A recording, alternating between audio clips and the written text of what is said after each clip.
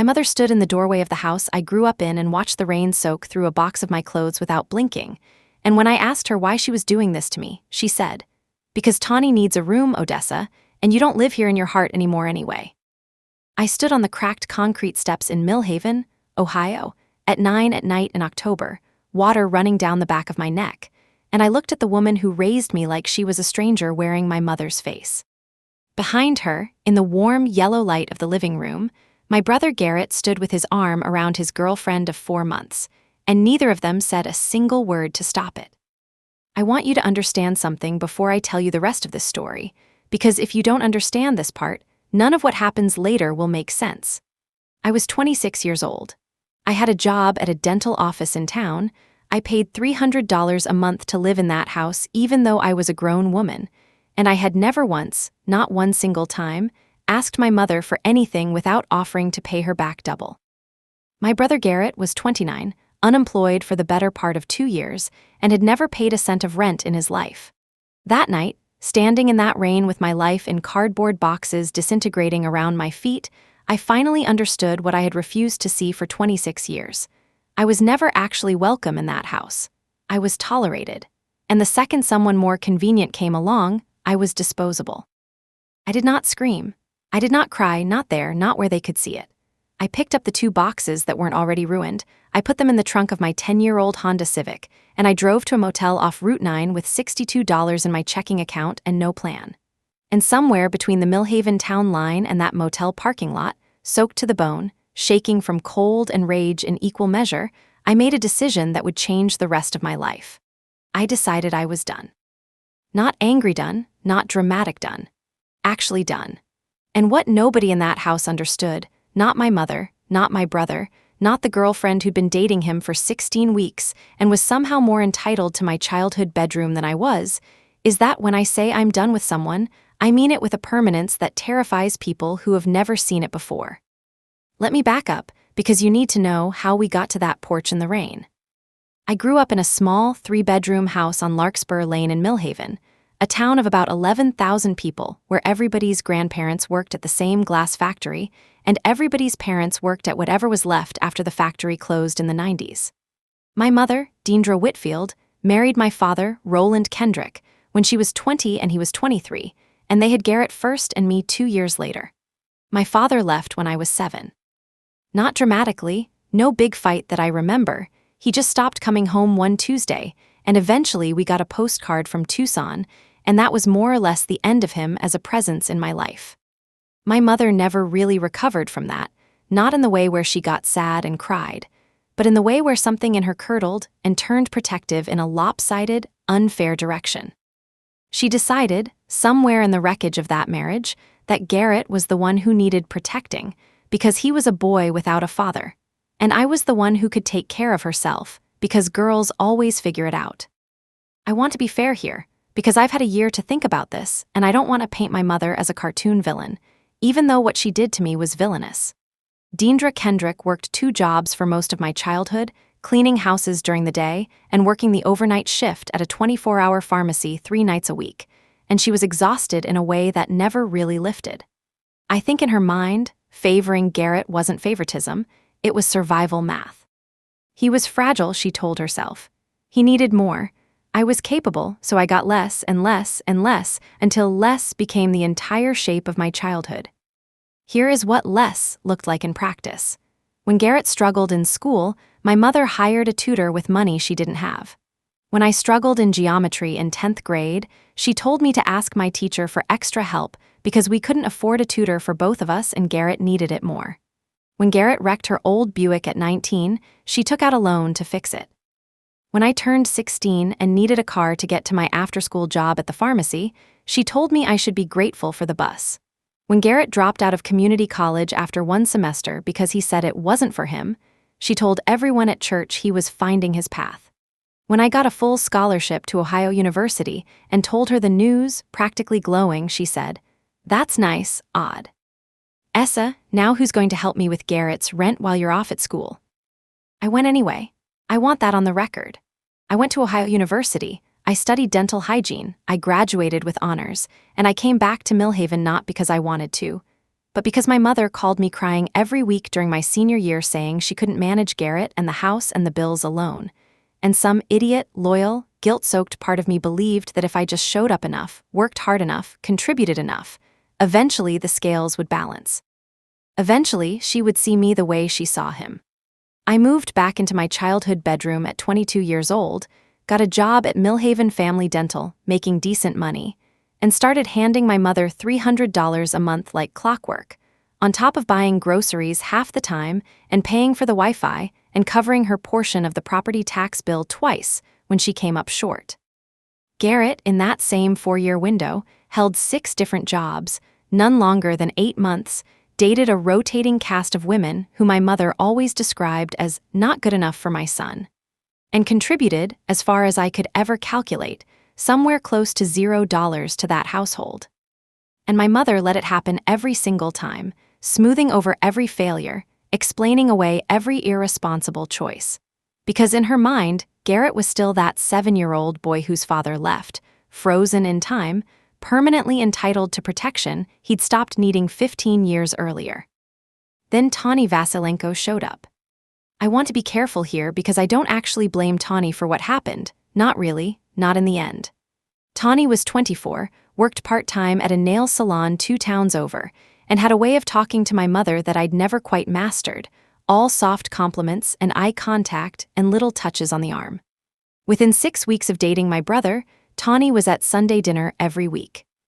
Within 10 weeks, she was sleeping over on weekends, in Garrett's room, which my mother somehow found perfectly acceptable despite having lectured me at 19 about respecting this house, when I'd wanted to have a boyfriend sleep over exactly once.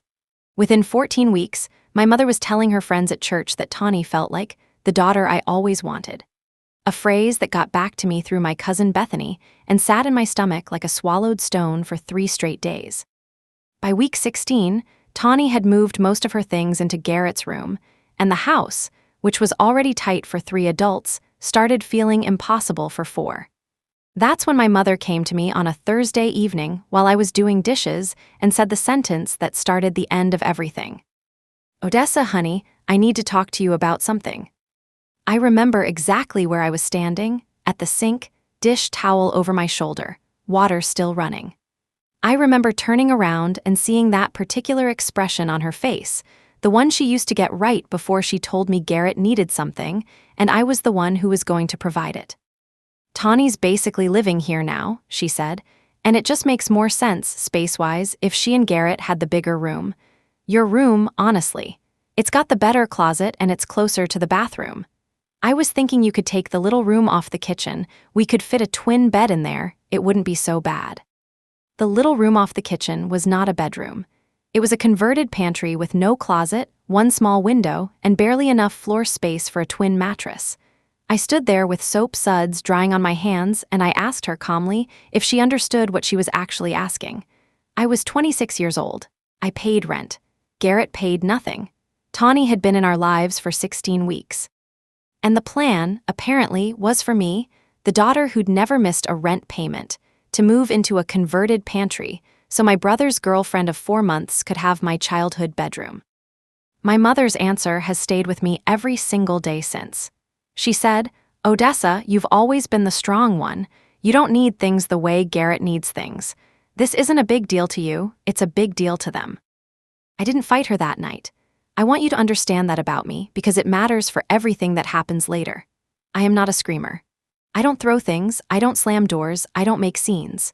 I went quiet, and I went cold, and I started, without telling anyone, looking at apartments I couldn't quite afford yet, because some animal part of my brain already understood that the pantry conversation wasn't really a negotiation, it was a countdown. I was right. 3 weeks later, on a Tuesday, I came home from a 10-hour shift at the dental office to find my bedroom door standing open and Tawny's suitcases already sitting inside it. My things, my bed, my dresser, my grandmother's old rock king chair that I'd had since I was a little girl, all of it was gone, shoved into the pantry room in a heap so haphazard it looked like a burglary rather than a move.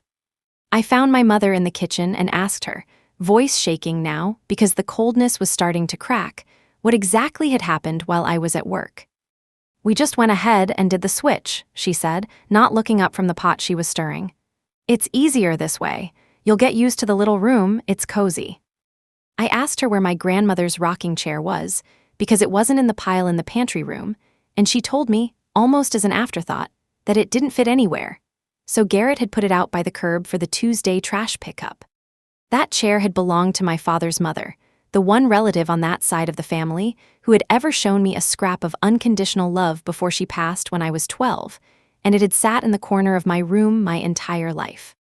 I walked outside in my scrubs, and there it was, tipped over on its side at the curb, one rocker leg cracked from where somebody had dropped it, sitting in a light drizzle that was just starting to pick up. I carried it back inside myself, alone, nobody offering to help, and set it in the corner of what used to be a pantry, and something inside me went very, very quiet.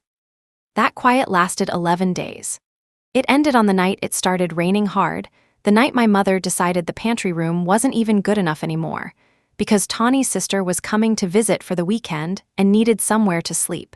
And the logical place for her to sleep was my little room, which meant I needed to be somewhere else, at least for the weekend, and could I maybe stay with a friend? I told my mother no.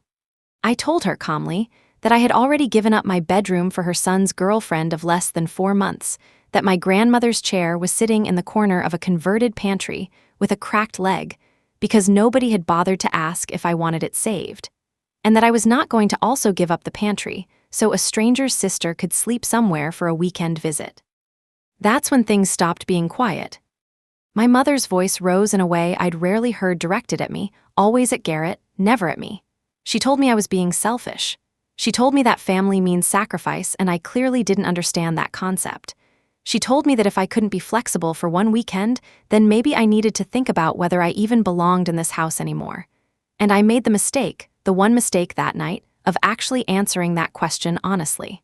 I said, maybe you're right. Maybe I don't belong here. I have relived that moment more times than I can count, because I believe, to this day, that my mother was waiting for an excuse, any excuse, and I handed her one wrapped in a bow. Within 20 minutes, she was pulling my things out of the pantry room herself, out into the front yard, into rain that had gone from a drizzle to a downpour, while Garrett stood in the doorway with his arms crossed and Tawny hovered somewhere behind him looking. I'll give her this much credit, at least a little uncomfortable. You want to be independent so bad, Odessa, my mother said, standing in the doorway with rain blowing sideways into the hall behind her. Then be independent. Go find somewhere that appreciates your attitude. I stood on those steps with $62, a car full of ruined cardboard boxes, and 26 years of evidence that I had never, not once, been anything other than an afterthought in my own home. And I looked at my mother, and I looked at my brother who still had not said a single word in my defense, and I said, okay, just that. Okay. And I got in my car and I drove away, and I did not look back at the house, because some part of me already knew I was never coming back. I spent that first night at a Motel 6 off Route 9, sitting on a bedspread that smelled like industrial detergent, going through my phone with hands that had finally stopped shaking. I did not text my mother demanding an apology. I did not call Garrett to scream at him for standing there and doing nothing. I did something else, something that I think surprised even me at the time, given how quiet and accommodating I'd always been. I blocked my mother's number. I blocked Garrett's number.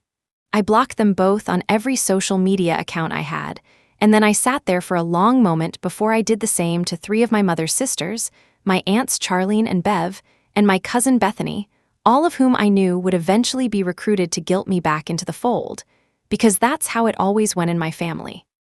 Somebody screws up, and instead of the person apologizing, they send relatives to make the injured party feel guilty for being injured. I did one more thing that night, something small, but something that I think mattered more than anything else. I did in that motel room.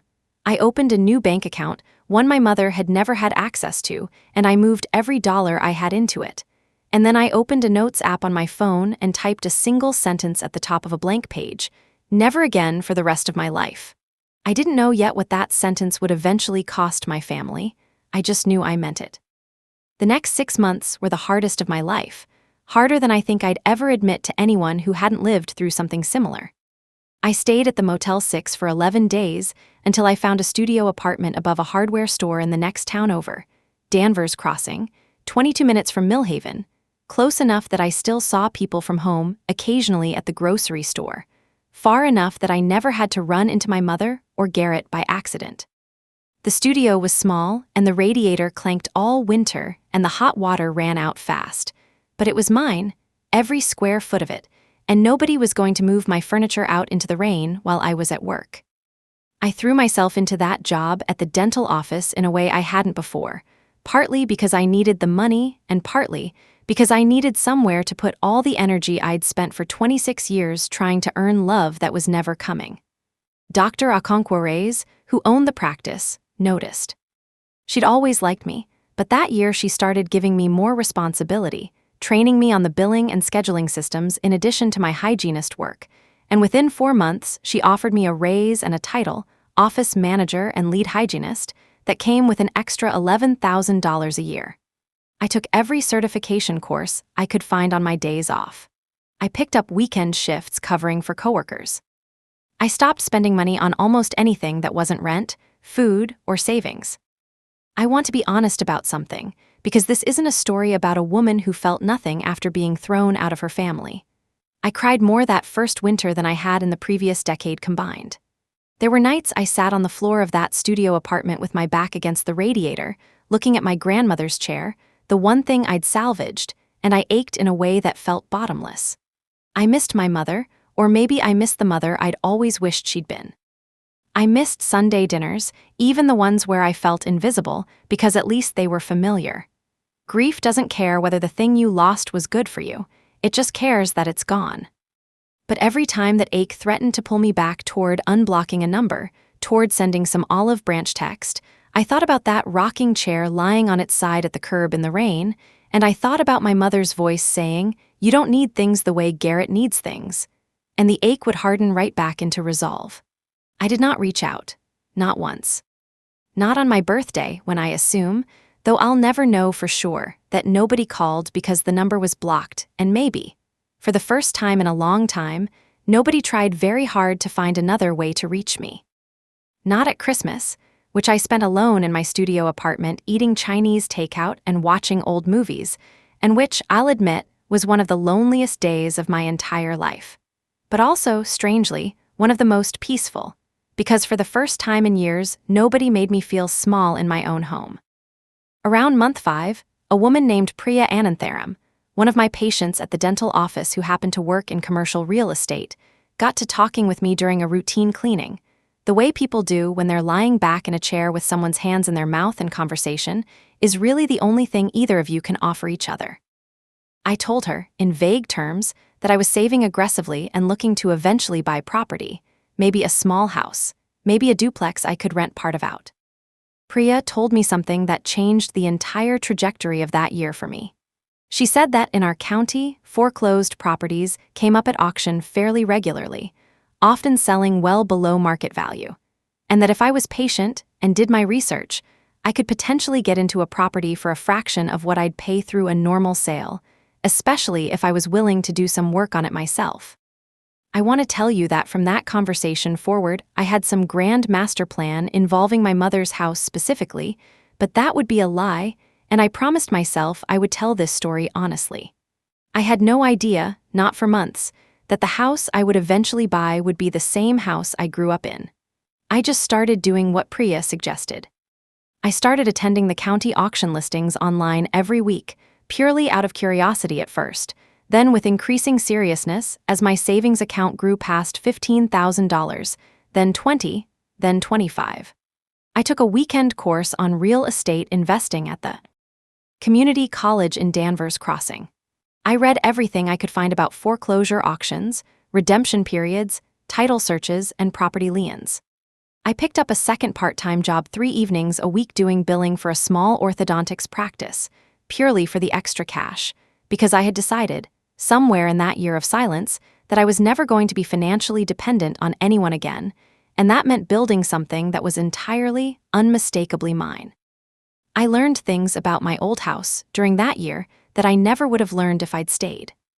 I learned, through public records that anyone can access if they know where to look, that my mother had refinanced the house twice in the 8 years before I left, once to cover what the records vaguely described as debt consolidation, And once, more specifically, to cover what I strongly suspect, based on timing, was bailing Garrett out of some kind of trouble. Possibly the wrecked Buick. Possibly something else I never learned the details of. I learned that the mortgage payment on that refinanced loan was significantly higher than what my mother had been telling people, including me, back when I still lived there, and contributed $300 a month toward household expenses that I now understood were far more precarious than she'd ever let on. I want to pause here and say something important because I think it matters for understanding what happened next.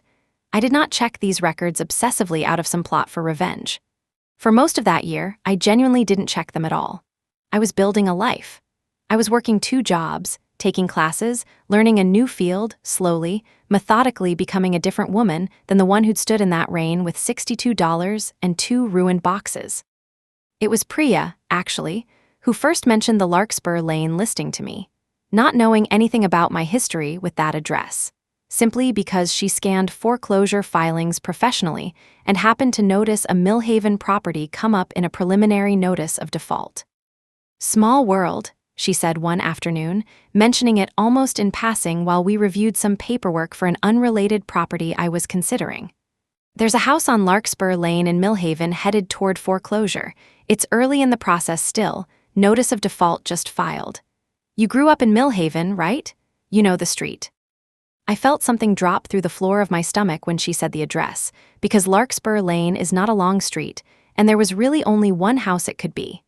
I asked her, as evenly as I could manage, for the exact address, and when she read it off her screen, I confirmed what some part of me had already known the second she said the street name. It was my mother's house. My childhood home, being foreclosed on. I didn't do anything with that information for almost 2 months.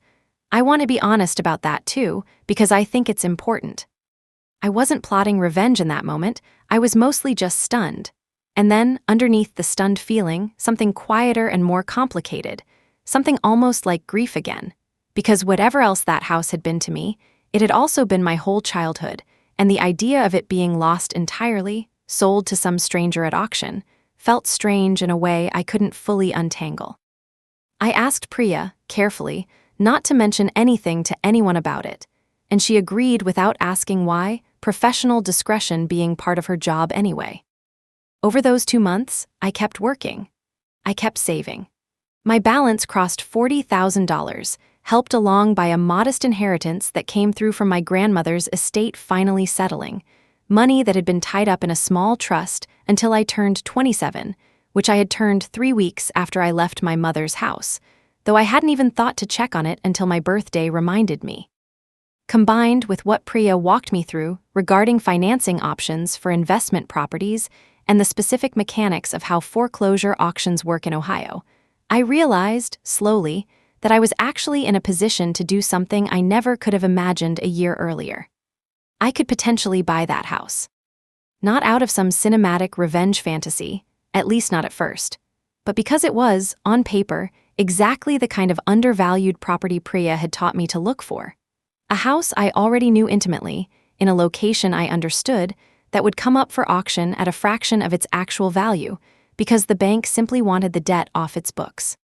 I want to tell you honestly that somewhere in that 2-month period, the calculation in my head did shift from purely financial to something more personal. I won't pretend it didn't. There is a version of this story where I found some other investment property and left Larkspur Lane alone entirely, and I respect that version, but it isn't what happened. What happened is that I sat with the idea for a long time, turning it over, asking myself honestly whether I wanted to do this because it made financial sense or because some wounded part of me wanted to walk back into that house someday as the person who owned it instead of the person who got thrown out of it in the rain. My answer, when I was truly honest with myself, was both. It made excellent financial sense. Priya's numbers backed that up completely. And it would also, undeniably, feel like justice. The kind of quiet, legal, undeniable justice that nobody could argue with or twist into me being the villain of the story. The foreclosure process ground forward slowly, the way these things do, through the notice of default, through a redemption period during which my mother could have caught up the payments and stopped the whole process, and I learned through the same public records that she did not. I don't know the full story of why. I've since heard, through my cousin Bethany, who eventually broke through my blocks by messaging me from a coworker's account nearly a year after I'd left, that things had gotten harder for my mother after I moved out. That without my $300 a month, without my occasionally covering groceries or Wi-Fi or the property tax shortfall, the household budget that had always been thinner than she admitted finally buckled. That Garrett, even with Tawny living there full-time and presumably contributing something, still wasn't working steadily, and that between the two of them, the mortgage payments that had once been manageable with my contribution simply weren't manageable without it. I felt something when I heard that, some complicated mixture of vindication and sadness that I'm still not entirely at peace with even now. Because here is the truth nobody in my family ever wanted to say out loud, the truth that took me 26 years and a rainstorm to fully understand. I was never the child who needed less. I was the child who was quietly holding that entire household together, financially and otherwise, while being told, over and over in 100 small ways, that I mattered less than my brother. And the moment I stopped, the whole structure that depended on my invisible labor started to collapse, because it had never actually been sustainable without me. It had just been sustainable because I kept showing up and paying for a place that treated me like an afterthought. The auction date got set for a Thursday morning in late September, almost exactly 11 months after I'd stood on those porch steps in the rain. I drove to the county courthouse in Milton County alone, in a gray blazer I'd bought specifically for that day, feeling something I can only describe as a strange, hollow calm. Priya had walked me through the entire bidding process beforehand, had helped me get my financing pre-approved, had even offered to come with me, but I told her I needed to do this part by myself. I needed to stand in that courthouse annex, in a room full of investors and property flippers I'd never met, and bid on my childhood home without anyone holding my hand. The bidding opened at $41,000, the outstanding balance on the defaulted loan, well below what the house would have sold for on the open market, even in its rundown condition. Two other bidders drove the price up in increments, an older man in a Carhartt jacket, who I later learned flipped houses professionally around the county, and a younger couple who I don't think had any idea what they were doing and dropped out after the price crossed $60,000. When it was just me and the older man left, my heart was pounding so hard I was sure everyone in that room could hear it, but my voice, when I bid, came out steady. 65,000. 68. 71. At $74,000, the man in the Carhartt jacket shook his head, muttered something about margins, and stopped bidding. The auctioneer called it 3 times, and then it was done. I had bought the house at 214 Larkspur Lane, Millhaven, Ohio, for $74,000, roughly a third of what it would have been worth on the open market in decent condition, and considerably less than what my mother had originally paid, factoring in her refinances. I sat in my car in the courthouse parking lot afterward for almost 20 minutes, just breathing, holding the paperwork in my hands, feeling a version of triumph that was far quieter and far more complicated than anything I'd imagined it would feel like during those long nights in my studio apartment, when this had still only been an idea. I did not immediately tell anyone in my family. There was, per Ohio law, a redemption period even after the auction, during which the previous owner technically retained certain rights, though practically speaking, given how far behind the payments had fallen, and given that my mother had shown no indication of being able to cure the debt, the sale was almost certainly going to finalize. I let it sit. I let the paperwork process. I went to the house myself for the first time in almost a year, on a weekday afternoon when I knew my mother would be at her cleaning job and Garrett, if his patterns hadn't changed, would still be asleep or wherever he spent his unemployed afternoons, and I stood across the street in my car and looked at the house I grew up in. It looked smaller than I remembered and more tired. The gutters were sagging on one corner. The paint on the shutters had started peeling in a way I didn't remember it doing when I lived there. The little maple tree in the front yard that my grandmother had helped my mother plant back when I was in elementary school had grown taller, its branches now brushing against the roofline. I sat there for a long time, and I did not go up to the door. I wasn't ready yet, and honestly, there wasn't yet a reason to. The final paperwork on the sale hadn't even cleared. It cleared 6 weeks later. And it was almost exactly at that time, as if some cosmic screenwriter had timed it deliberately, that my phone buzzed with a text from a number I didn't recognize. Because of course I didn't recognize it. I had blocked Garrett's actual number nearly a year earlier, and this was clearly a new one, probably borrowed from a friend or a burner app, the way people do when they know they've been blocked and are desperate enough to find a workaround. Odessa, please, I know you're probably still mad, but I need to talk to you. It's an emergency, please just read this. I almost didn't. I want to be honest about that, because I think it's important for people listening to this to understand that cutting someone off doesn't erase them, it just changes the terms on which they're allowed back into your life. I sat with that text for almost a full day before I responded, mostly because some old, well-worn groove in my brain, the one trained over 26 years to respond instantly to any hint of a family emergency, wanted to snap right back into place. But I'd spent a year training a different groove, a stronger one, and that one told me to wait, to breathe, to see what actually came next before I reacted. What came next a day later was a longer message. Mom's losing the house. We got a notice a while back, foreclosure stuff, and I thought we had more time to fix it, but it's basically done. Some investor bought it at auction, and we have to be out in 30 days or they'll have us removed. Mom is a wreck. I don't have anywhere to go, Tawny's family can't take both of us, and honestly I don't know what to do. I know things ended badly with you, and I'm not asking you to forget any of that. I'm asking if you could maybe help us out with some money, just enough for first and last on an apartment. We're talking like $3,000.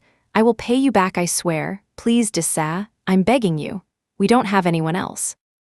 I read that message 4 times sitting on the edge of my bed in the studio apartment I'd built entirely on my own, in the same building where I'd cried on the floor by the radiator less than a year earlier.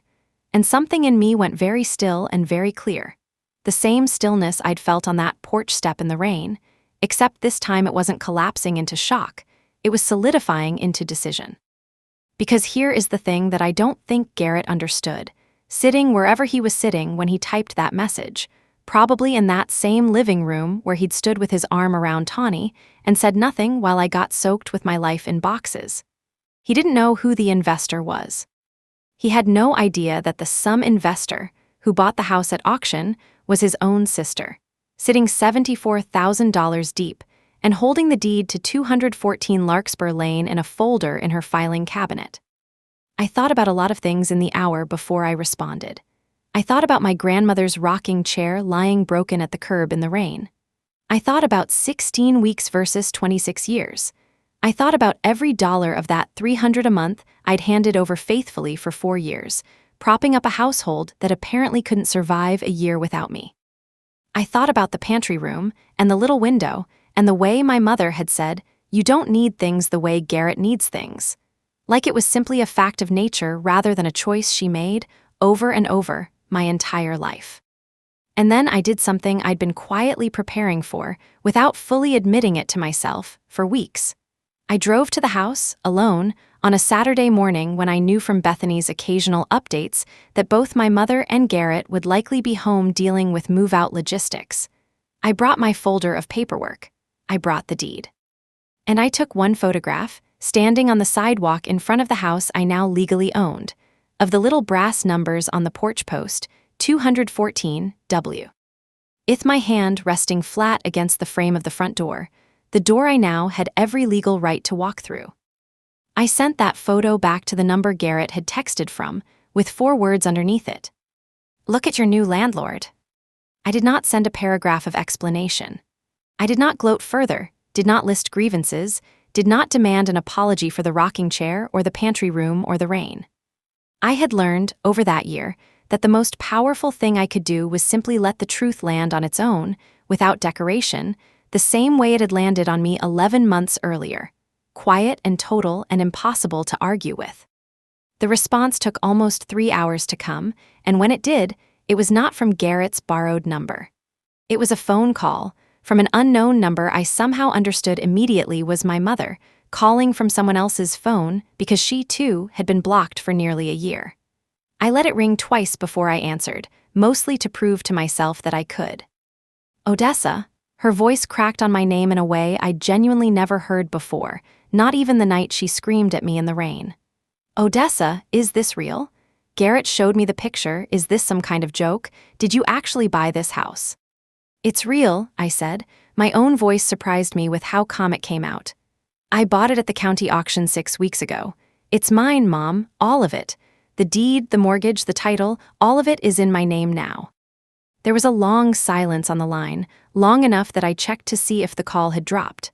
Then she said, very quietly, "How could you do this to your own family?"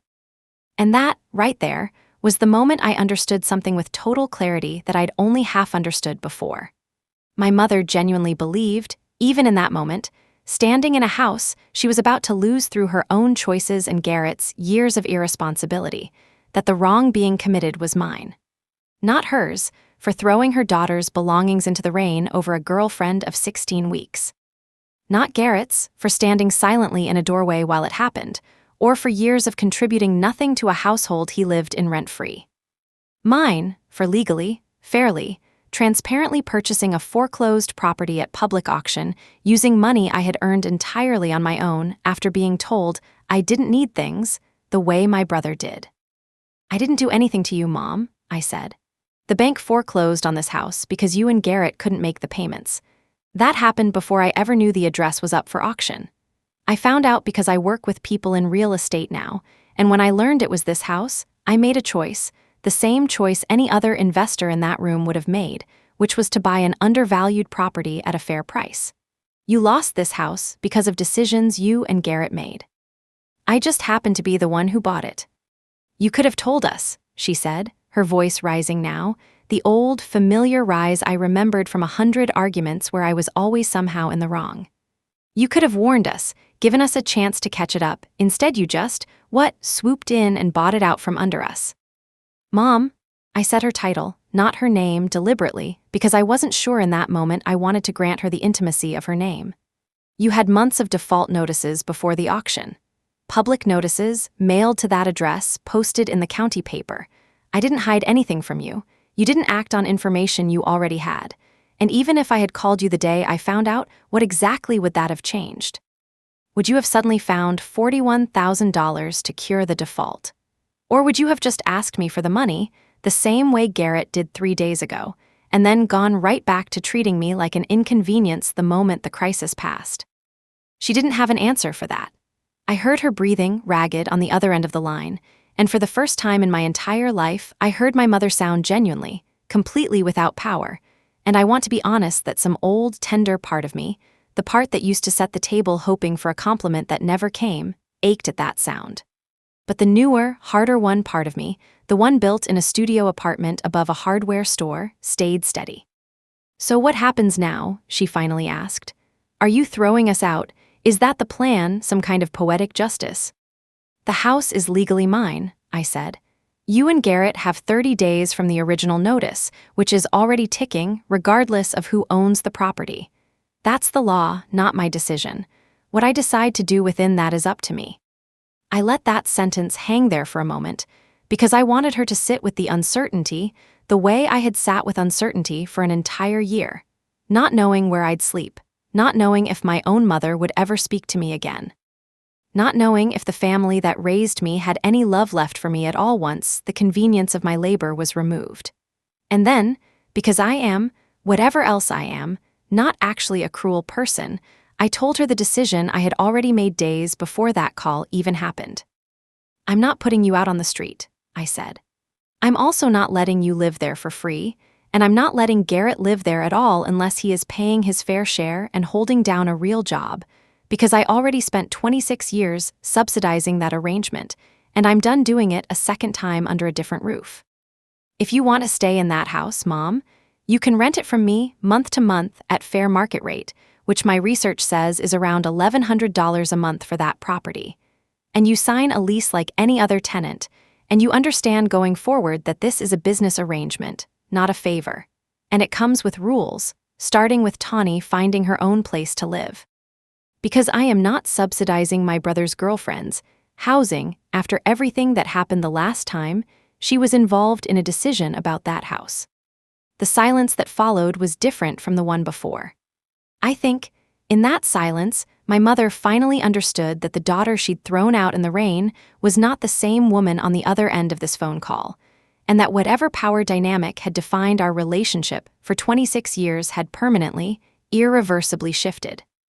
"I need to think about it," she said finally, quietly. "Take your time," I told her, "but the 30 days are running whether you think about it or not."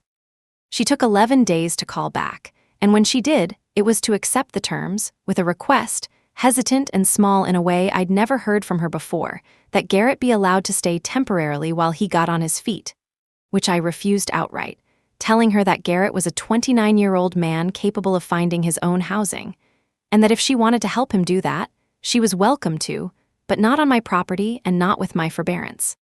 Garrett, as far as I know through Bethany, ended up moving into a room he rents from a coworker across town, and Tawny, whose relationship with him apparently did not survive the stress of that year, is no longer in the picture at all.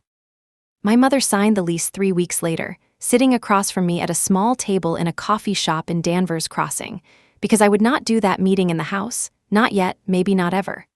She looked older than I remembered and smaller somehow, and there was a moment, right before she signed, where she looked up at me and said, "I'm sorry, Odessa, for the rain, for the chair, for all of it.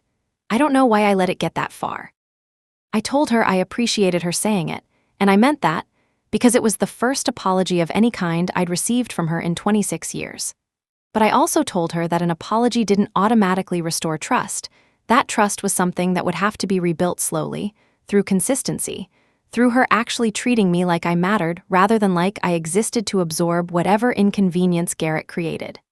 She nodded, and she signed the lease, and that was that. It has been 4 months now since that coffee shop meeting. My mother pays her rent on time, every month, the way I always paid mine to her. We speak occasionally, carefully, still finding the shape of whatever relationship is possible between us now, and I won't pretend it's warm or easy, because it isn't, not yet, and maybe not ever fully. But it is honest in a way our relationship never was before, because for the first time in my life, the terms are clear, they are fair, and they are mine to set. I kept my grandmother's rocking chair in my studio apartment through all of it, the broken leg still unrepaired, sitting in the corner where I can see it every morning. I've thought about fixing it more than once. I haven't yet. I think some part of me wants to remember, every single day, exactly what it cost me to finally understand my own worth, and exactly what I built once I stopped waiting for people who were never going to give it to me freely. I am 27 years old now. I own a house in the town I grew up in. I have a savings account nobody else has ever touched, a job I earned entirely through my own effort, and a mother who, for the first time in her life, actually has to reckon with the daughter she once decided didn't need things the way her son did. It turns out I needed quite a lot of things, actually. I just stopped waiting for my family to be the ones who gave them to me. I gave them to myself instead. And that, more than the house, more than the deed, more than the quiet satisfaction of that forward text message, is the thing I am proudest of.